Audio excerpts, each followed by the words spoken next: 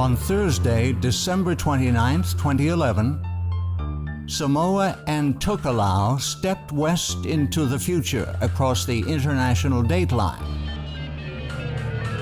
Skipping December 30th, the next day was declared to be December 31st, 2011. The move was purely for economic convenience. Samoa has close trading ties with Australia, New Zealand, and China. Being one day behind their closest neighbors cut 2 days, Monday and Friday, from each work week.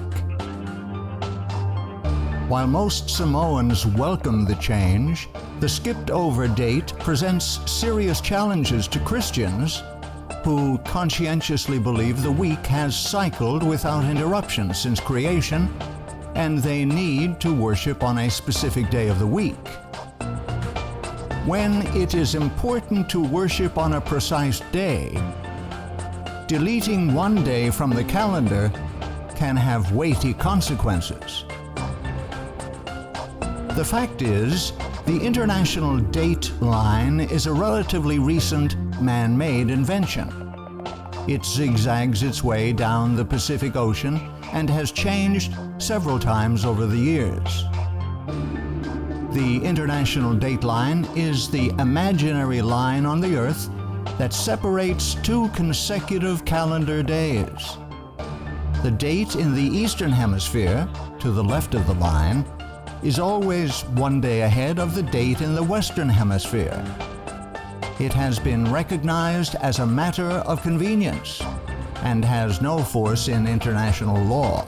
Without the international date line, travelers going westward would discover when they returned home one day more than they thought had passed, even though they had kept careful tally of the days they were away. This happened to Magellan's crew after the first circumnavigation of the globe. Likewise, a person traveling eastward would find one fewer day had elapsed than he had recorded, as happened to Phileas Fogg in Around the World in 80 Days by Jules Verne. The Gregorian calendar in use around the world today is a solar calendar having a continuous weekly cycle. On a solar calendar, the days and years are measured by the sun, but the months and weeks are purely arbitrary, having no link to any movement in nature.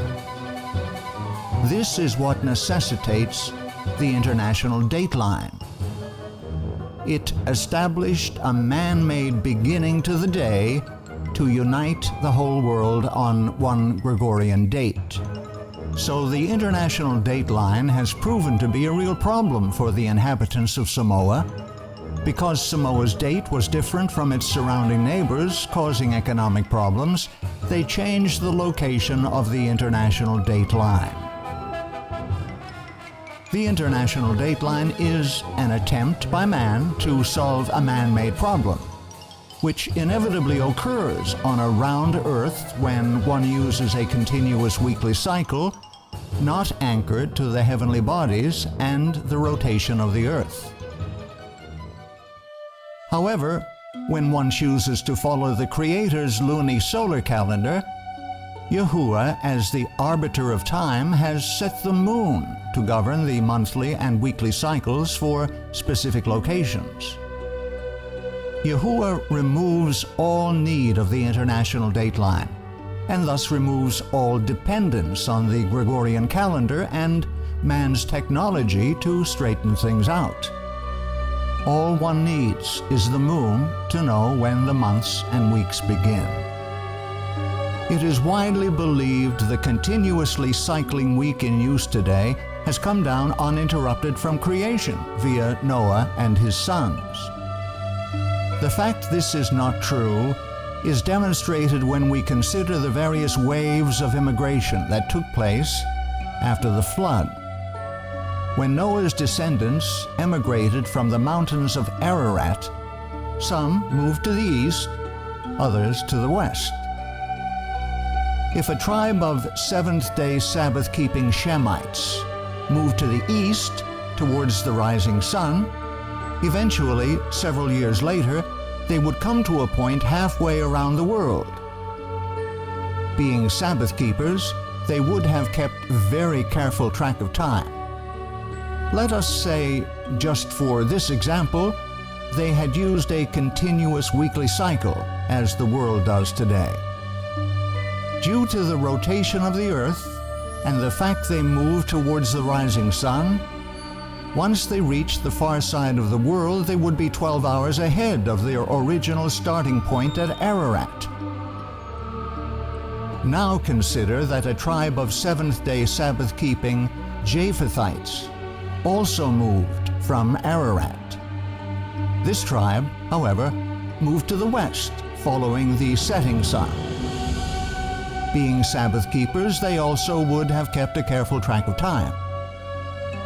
Again, for the sake of illustration, let us say they too used continuously cycling weeks. A few years later, upon arriving at the same point on the other side of the world occupied by the tribe of Shemites, who moved east, the tribe of Japhethites, who moved west, would be 12 hours behind the time at Ararat. The two tribes, one having gone east, the other west, would discover they were a full 24 hours apart. This would not be due to either group losing track. Rather, it is simply a function of the rotation of the earth that when one group travels east, they travel ahead of the daylight, while the group that travels west travels backward into the night that comes before the day. So which group is correct? The answer is, if they had been using a continuous weekly cycle, they would both be correct, which is not possible. And herein lies the crux of the problem. This conundrum actually proves the ideology of continuously cycling weeks from the days of creation to be absolutely false. As people spread out and populated the world in the centuries following the flood, they took with them the method of timekeeping used by Adam and his descendants, which was brought down through the flood by Noah and his sons. This method of timekeeping, established by Yahuwah at creation, was the lunisolar calendar. Unlike the solar Gregorian calendar, which uses only the sun for marking time in days and years, the lunisolar calendar uses both the sun and the moon for time calculation. Like the solar Gregorian calendar, the lunisolar biblical calendar uses the sun to measure days and years. Unlike the solar calendar, however, the lunisolar calendar uses the moon for regulating months. This, in turn, keeps track of the 7-day weeks because the weekly cycle restarts with each new moon. The result is, if two tribes moved away from Ararat, one to the east, the other to the west, and encountered each other a few years later on the other side of the world, they would both be 12 hours different from their original starting point at Ararat, but they would not be 24 hours apart from each other. As each tribe moved, they would keep track of time by watching the moon. As the tribes moved closer together on the far side of the world, their observation of the moon would also draw closer and closer together, so that when they finally met, they would both be as at the beginning of their journey, on the same day and the same date.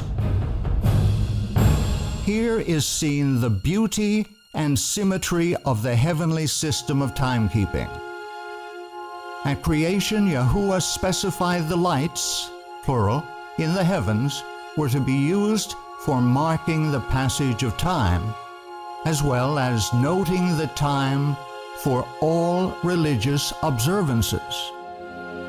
And Yahuwah said, "Let there be lights in the firmament of the heaven to divide the day from the night, and let them be for signs, and for seasons, and for days and years.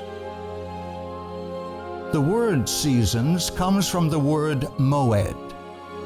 This is a word widely used to refer to all religious gatherings.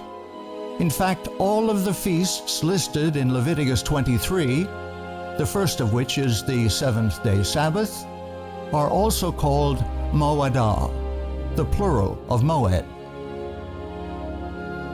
When the Creator set aside the Sabbath day and blessed and sanctified it as holy time, He also created a system whereby people could keep track of the passage of time so they could know and worship Yahuwah Elohim when His Sabbath arrived.